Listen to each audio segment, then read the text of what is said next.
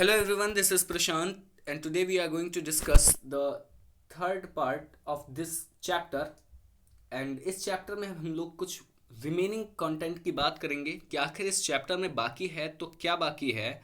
और दो वीडियोस इसके ऑलरेडी हम लोग डिस्कस कर चुके हैं। इनका लिंक आपको वीडियो के डिस्क्रिप्शन में मिल जाएगा अगर आप ये वीडियो यूट्यूब पर देख रहे हैं तो। अगर आप YouTube पर वीडियो नहीं देख रहे हैं, ऑफलाइन क्लास या अदर सोर्सेस के थ्रू ये वीडियो आपके पास तक पहुंचता है, then you can contact us. And this video is sponsored by Indian educator group. तो चलिए शुरुआत करते हैं इस वीडियो के रिमेनिंग कंटेंट की। इसमें हम लोग फिलहाल तो बात कर चुके हैं इंपॉर्टेंस ऑफ पीएच तक की हमने बात करी थी इन आवर डेली लाइफ।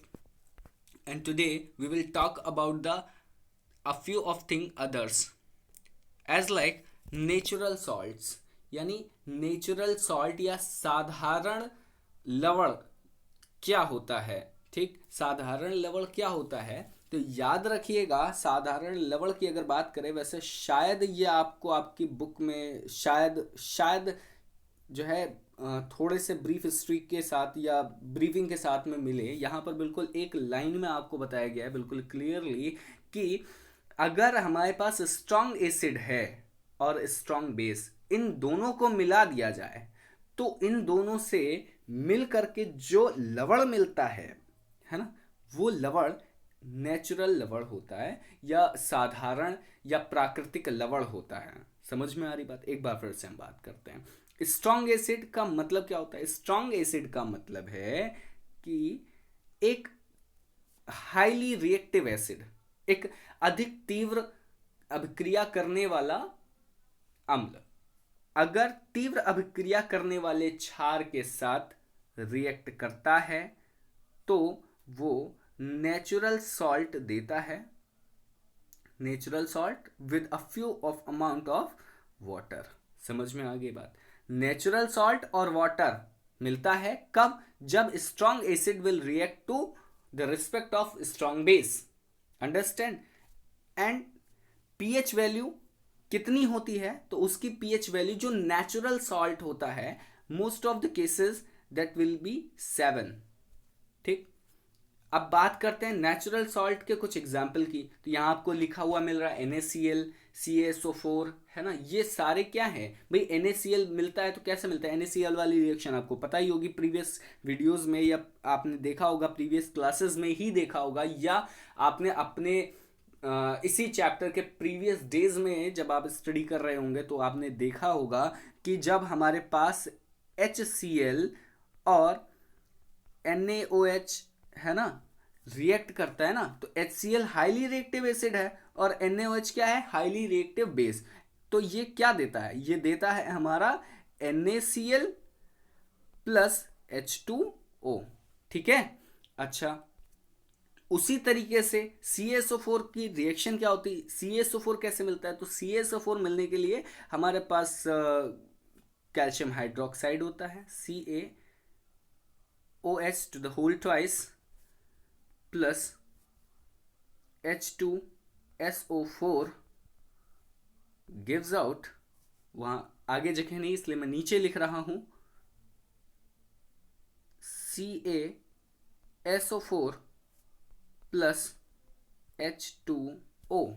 ये हमारी एक नॉर्मलाइजेशन रिएक्शन है, एक जो है सामान्यीकरण अभिक्रिया है, जिसके तहत हमें क्या मिल गया? Natural salt. अंडरस्टैंड? अब ठीक उसी बेसिस पर अगर हम जब तीव्र अभिक्रिया वाले अम्ल और तीव्र अभिक्रिया वाले क्षार की अभिक्रिया कराएंगे तो वो तो साधारण क्या बोलते हैं उसको, सामान्यीकरण अभिक्रिया होगी, जिसके तहत हमें क्या मिलेगा? Natural salt. लेकिन अगर हमारा बेस वीक हो और एसिड यानी अम्ल स्ट्रांग हो, हाईली रिएक्टिव हो, तो जो हमें सॉल्ट मिलेगा उस सॉल्ट को हम क्या कहेंगे? Acidic salt. यानी उस सॉल्ट पर हल्का हल्का एसिडिक नेचर रहेगा। That salt will be lightly acidic in the taste और in other any other respect. ठीक, जैसे पीएच वैल्यू भी उसकी क्या होगी, 7 से कम होगी। मैंने आपको पहले ही बताया है कि 7 क्या होता है, 7 न्यूट्रल होता है, ठीक है, 7 उदासीन होता है। अगर 7 से कम है तो एसिडिक मीडिया है, या हमारे पास जो भी चीज़ें हैं, जो सॉल्यूशन है वो एसिडिक है। अगर 7 से ज़्यादा है तो हमारे पास जो भी पदार्थ है, जो भी सब्सटेंस है, वो क्या है, वो हमारा बेस है, ठीक है। 7 से ज़्यादा वाला क्या होता है, बेस होता है, ठीक है। अब अगर एसिड स्ट्रांग है और बेस वीक है, अम्ल तीव्र है, तीव्र अभिक्रिया अम्ल करता है, और अगर क्षार कम अभिक्रिया करने वाला है तो वो हमारा सॉल्ट तो बनाएगा, क्योंकि एसिड और बेस रिएक्ट करेंगे तो सॉल्ट बनेगा। लेकिन स्ट्रांग कौन है, जो स्ट्रांग होगा उसका हमें सॉल्ट मिलेगा। एसिड स्ट्रांग है तो एसिडिक सॉल्ट मिलेगा। अब यही देख लीजिए, अगर बेस स्ट्रांग है तो हमें कौन सा सॉल्ट मिलेगा, बेसिक सॉल्ट, ठीक। अब बेसिक सॉल्ट में जैसे कैल्शियम कार्बोनेट, ठीक, CH3CONA, यहाँ देखिए ऊपर हमें मिल गया NH4NO3 NH4Cl। ये कुछ इस तरीके के कुछ एग्जाम्पल्स आपको दिए, शायद बुक में आपको और भी मिल जाएंगे, ठीक। अच्छा, अब इसी के साथ थोड़ी सी बातें और करते हैं और चीज़ों को आगे बढ़ाते हैं। केमिकल्स फ्रॉम कॉमन सॉल्ट, ठीक, कॉमन सॉल्ट से केमिकल रिएक्शंस क्या क्या होती है। तो सबसे पहले इसमें जो दिया गया हम उसको देखते हैं। यहां पर दिया क्या गया है, दिया ये है, sodium chloride is called common salt used in our food, it is derived from sea water. बिल्कुल जाहिर सी बात है, आपको पता होगा, समझ में आ रहा होगा, इसमें बहुत ही इजी लैंग्वेज में, इजी वर्ड्स में लिखा हुआ है कि सोडियम क्लोराइड NaCl जो है कॉमन सॉल्ट कहलाता है। ये हमारे खाने में यूज होता है इन आर डेली लाइफ, हमारे आम जनजीवन में। ये कहाँ से मिलता है, तो ये हमें समुद्र के जल से मिलता है। और उसके साथ कहा गया rock salt is the brown coloured ले आगे इसमें दिया है rock salt is the brown coloured large crystal.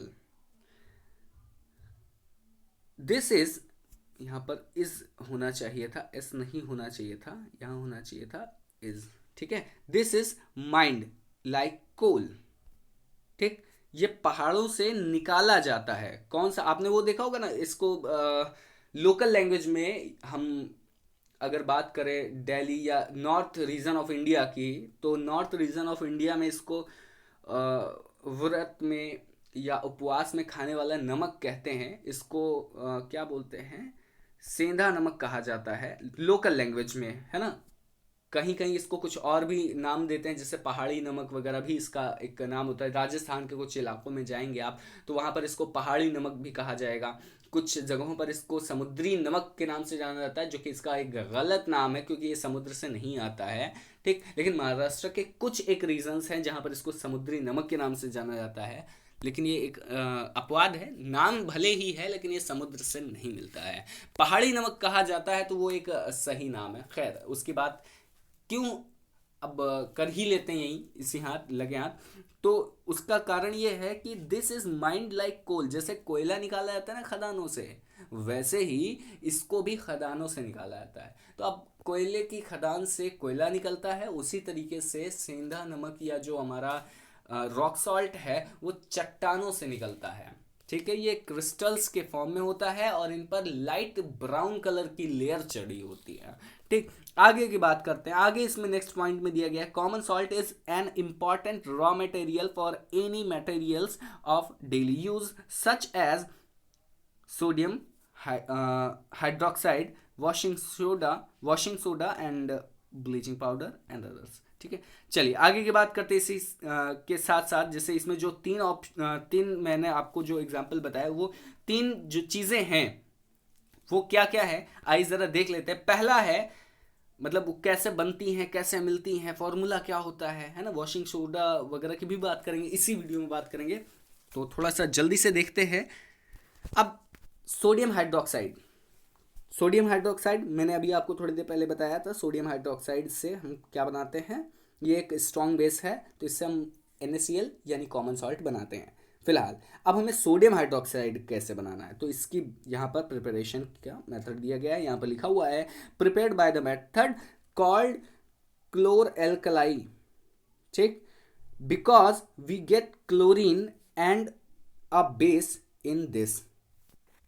ठीक है, अच्छा, यानी हम एक सोडियम क्लोराइड लेते हैं और एक लेते हैं वाटर। ठीक, उसके बाद जब सोडियम क्लोराइड को वाटर के साथ मिला देते हैं, रिएक्ट करा देते हैं, then we will get NaOH, chlorine and hydrogen gas. Understand? चलिए अब बात करते हैं ब्लीचिंग पाउडर की। तो ब्लीचिंग पाउडर कैसे मिलता है? अगर हम बात करते हैं ब्लीचिंग पाउडर के प्रिपरेशन की, if will talk about the preparation of bleaching powder, then we should mixed calcium hydroxide with chlorine.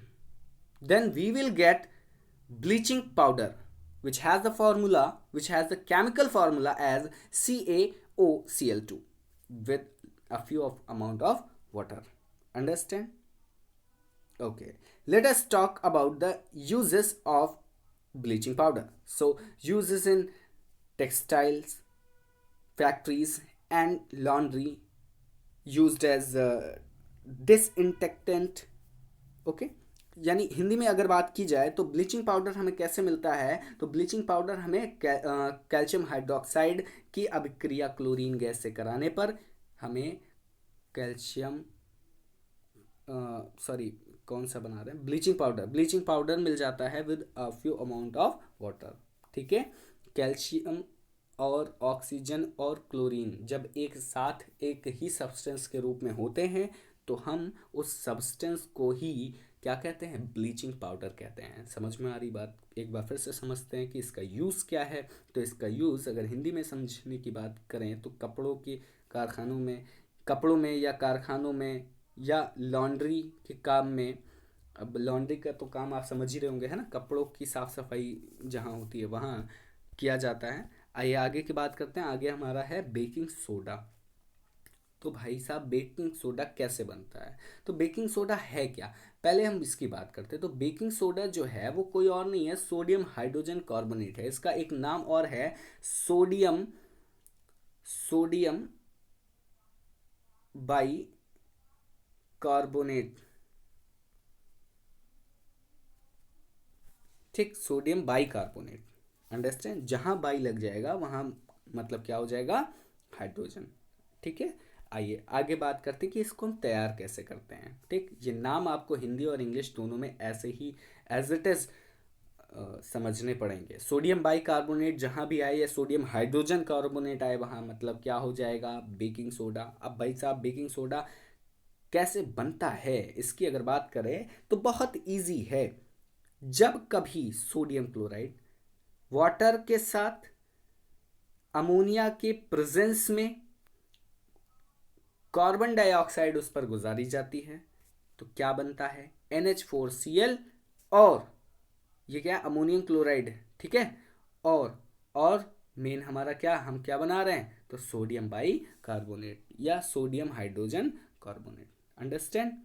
अब देखते हैं कि हमने इसको कैसे बनाया। एक बार फिर से इस बात को समझते हैं। सोडियम क्लोराइड जब पानी के साथ सोडियम क्लोराइड पर पानी की उपस्थिति या जल की उपस्थिति में, जल तथा अमोनिया की उपस्थिति में, ठीक है, दोनों सोडियम क्लोराइड पर जल तथा अमोनिया की उपस्थिति में जब कभी भी कार्बन डाइऑक्साइड गैस गुजारी जाती है तो हमें अमोनियम क्लोराइड के साथ साथ सोडियम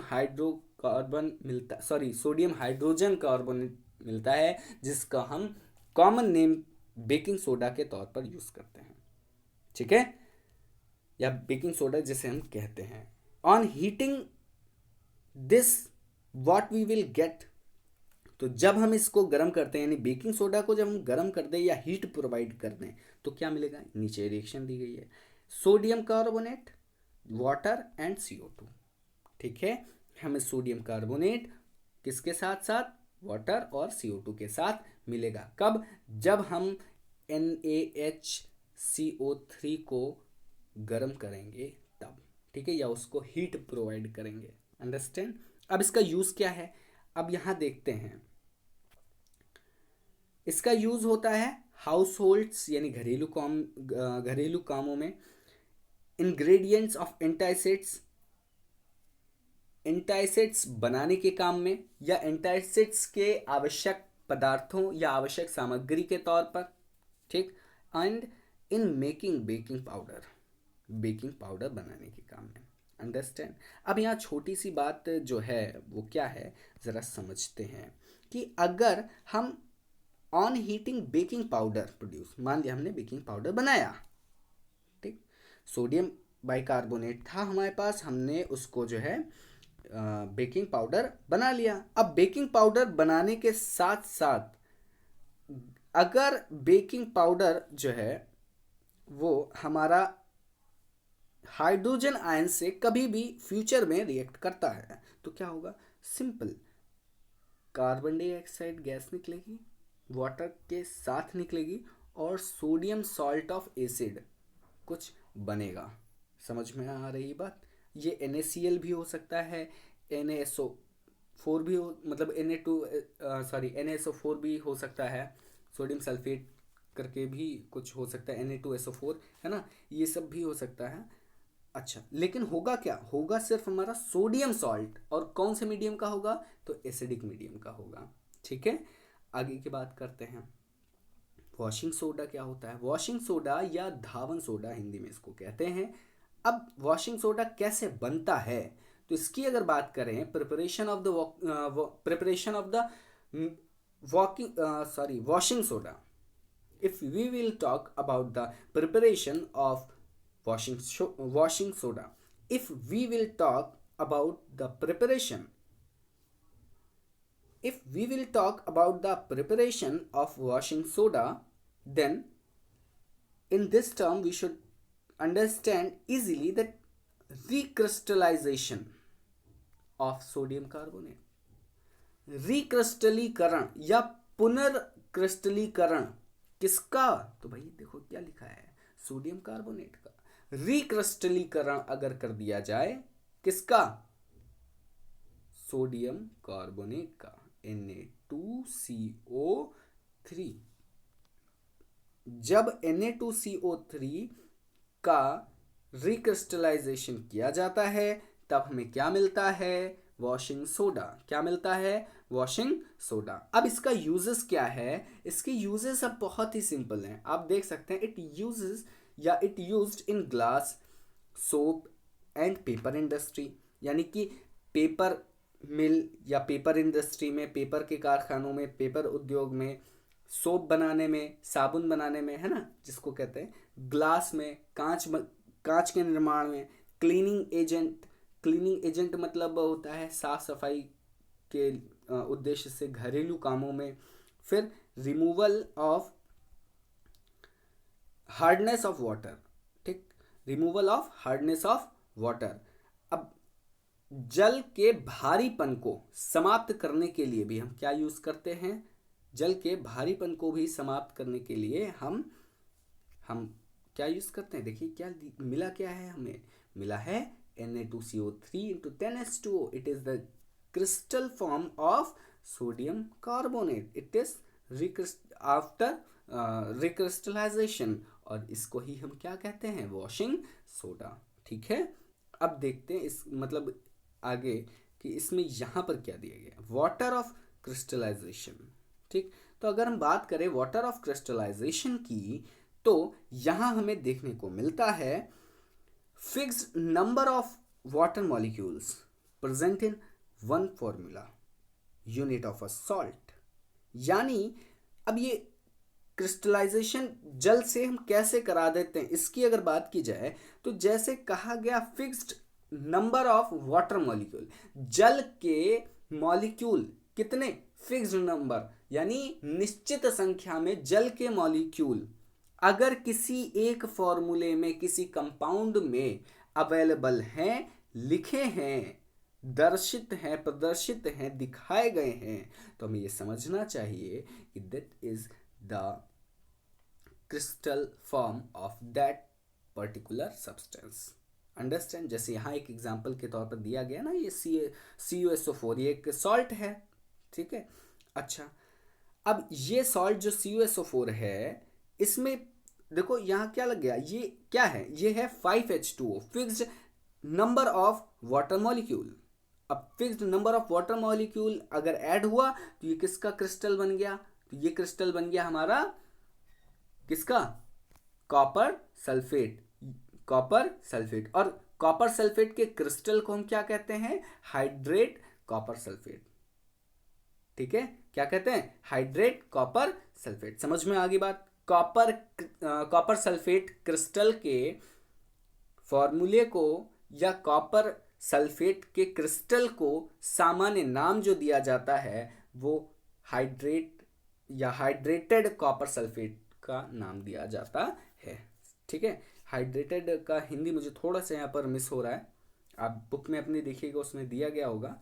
अब बात करते हैं जिप्सम। अब gypsum also contains water of crystallisation.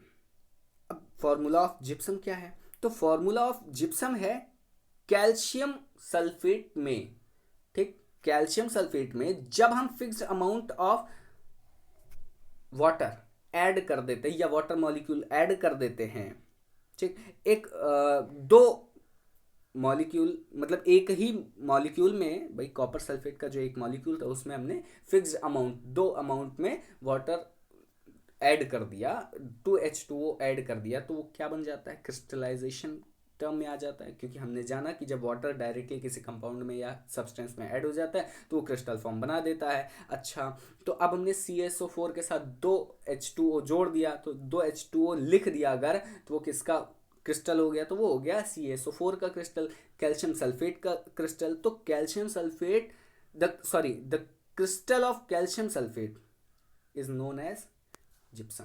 ठीक है, आगे की बात करते हैं, लेकिन सारे क्रिस्टल नहीं, केवल 2H2O वाला जाना जाएगा, बाकी सब नहीं। समझ में आ रही बातें आपको, मुझे उम्मीद है समझ में जरूर आ रहा होगा। अब यहीं देखते हैं, on heating gypsum at 373 kelvin it becomes CaSO4 into half H2O, it is POP, मतलब प्लास्टर ऑफ पेरिस।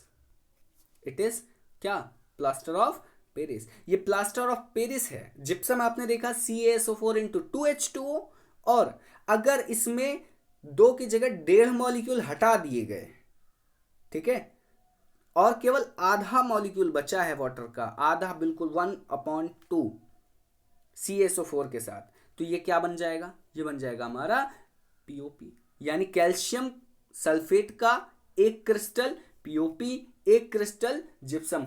अगर अलग अलग अमाउंट में वाटर ऐड है, अलग अलग नंबर, फिक्स्ड नंबर के साथ ऐड है, तो उसके नाम भी जाहिर तौर पर अलग हो सकते हैं। यहां से हम लोगों ने ये बात सीखी। आगे की बात करते हैं, प्लास्टर ऑफ पेरिस। अब ये यूज कहाँ होता है, तो भाई साहब अगर गलती से आपके आसपास भगवान न करे किसी का हाथ टूट जाए तो प्लास्टर चढ़वाता है भाई, डॉक्टर के पास गया, प्लास्टर चढ़ा, है ना। तो जो वाइट कलर का जो पूरा आइटम उसके हाथ पर लगाया जाता है एक मोटी से परत के तौर पर बैंडेज के साथ, तो वही क्या है, हमारा POP है। समझ में आ रही बात, प्लास्टर ऑफ पेरिस है। अब सॉरी, अब यहाँ छोटी सी बात एक और है, वो ये कि प्लास्टर ऑफ पेरिस को अगर हम मतलब 1.5 मॉलिक्यूल इसमें ऐड कर देंगे तो क्या होगा, भाई देखो बहुत ही सिंपल है। 1.5 मॉलिक्यूल निकाला था किससे, जिप्सम से, तो हमारा क्या बन गया था, प्लास्टर ऑफ पेरिस। और अगर हमने इसमें 1.5 मॉलिक्यूल ऐड कर दिया, 1/2 molecule of water will be added, if then what we will get also gypsum once again। समझ में आ रही बात, आगे की बात करते हैं।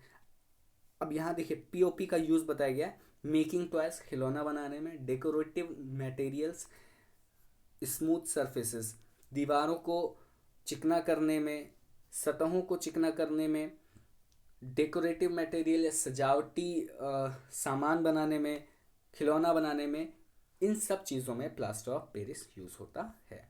तो फिलहाल अभी के लिए बस इतना ही। We will meet for next chapter with a new video. मुझे उम्मीद है कि तब तक आप लोग हंसते रहेंगे, मुस्कुराते रहेंगे, and keep sharing this video. और अगर अच्छा लग रहा है तो लाइक कर दें, अगर कोई भी क्वेश्चन है देन यू कैन कमेंट, ठीक है। ओके, मिलते हैं आपसे अपनी नेक्स्ट वीडियो में for further things. See you, tata, bye bye, take care.